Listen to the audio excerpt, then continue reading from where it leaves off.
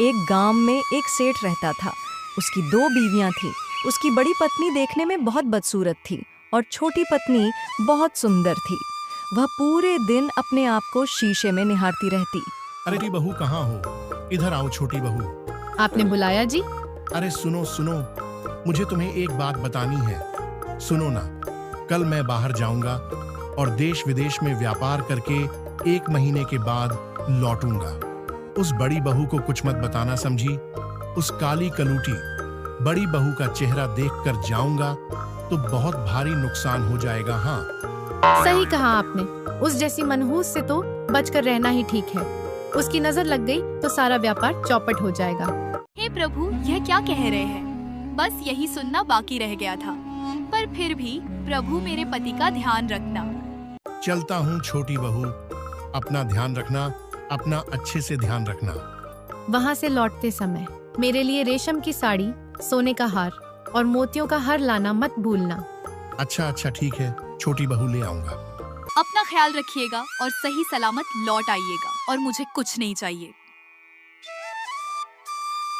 अरे ऐसे यहाँ खाली बैठकर किसका बुरा सोच रही है तू?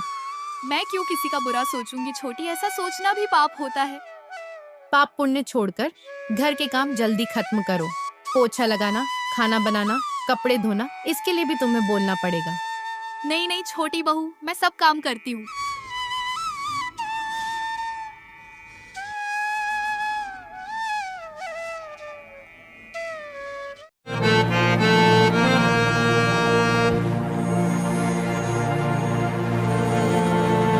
अरे रे रे, इस पेड़ के नीचे कितनी गंदगी है।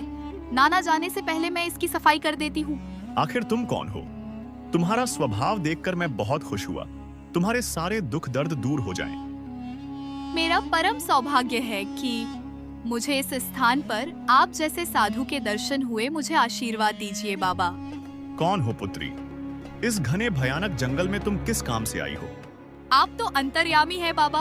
अपने दुख की बात मैं अपने मुंह से कैसे कहूँ? आप मुझ पर कृपा कीजिए बाबा। ठीक है पुत्री, यहाँ पास में ही एक जलाशय है, उसमें एक बार डुबकी लगाकर मेरे पास लौट आओ। ठीक है बाबा, आप जैसा कहेंगे मैं वैसा ही करूंगी। मेरे मन को शांति दीजिए प्रभु। अरे अरे, यह क्या हो गया?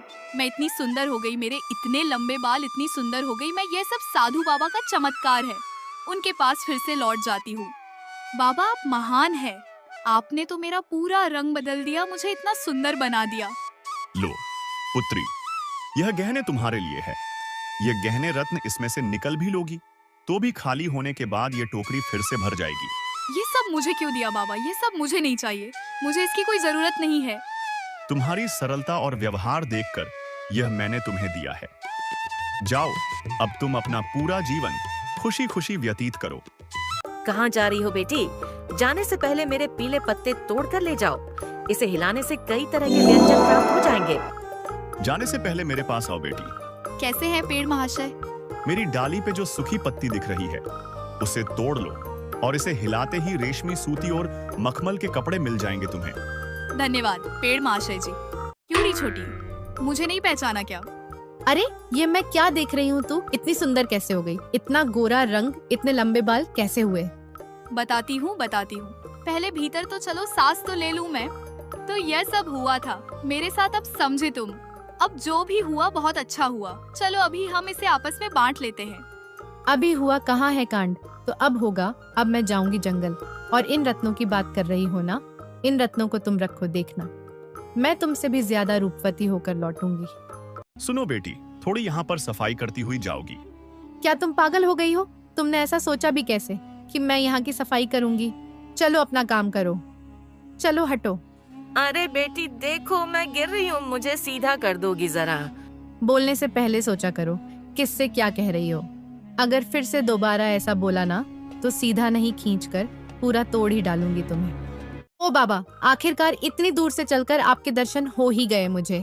तुम कौन हो बेटी? क्या चाहिए तुम्हें?